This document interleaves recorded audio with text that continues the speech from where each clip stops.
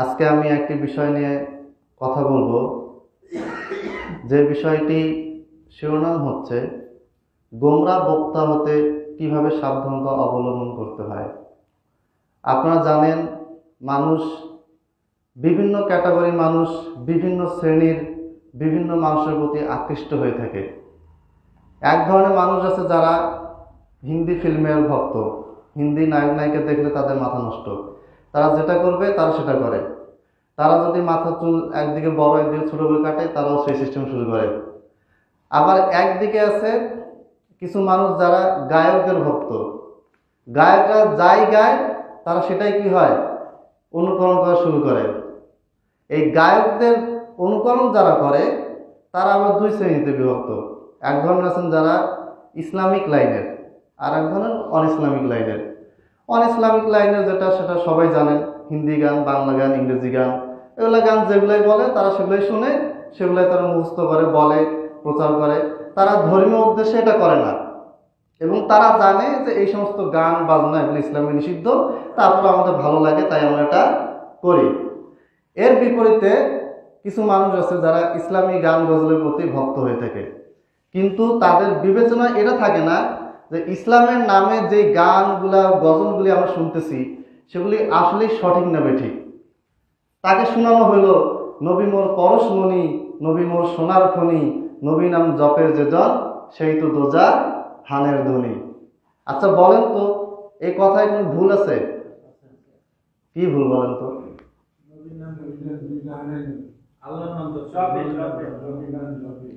হ্যাঁ, নবী মোর পরশমণি, এটা তো সমস্যা নেই। নবী নাম জপে যেজন সেই তো দোজা হানের ধ্বনি, এই কথাটা ভুল মনে হচ্ছে। কেন মনে হচ্ছে? জিকির আল্লাহ নামে করতে হবে। দলিল? কোন দলিল আছে?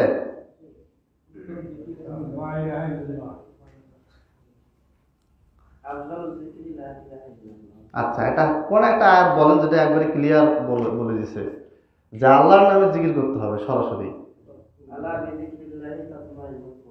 আল্লাহর জিকিরে কুলুব অন্তর প্রশান্ত হয়, কিন্তু নবীর জিকির করা যাবে না তো বলা নাই, আছে?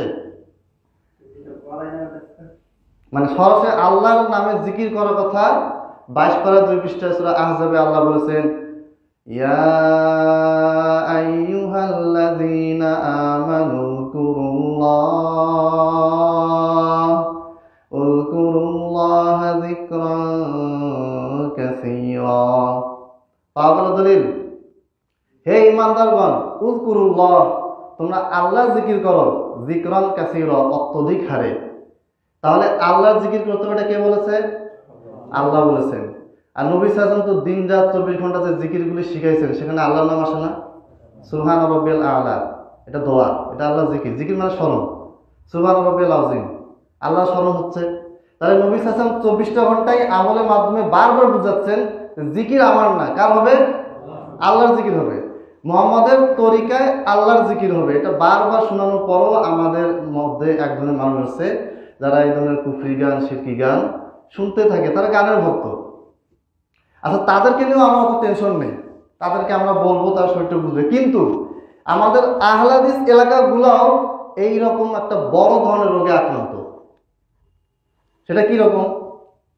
যা বিভিন্ন বক্তা থাকে যারা গোমরা বক্তা, কোরআন এবং হাদিসের বিরুদ্ধে জাল যে কথাবার্তা বলে, এই বক্তাগুলো দুই ধরনের হয়।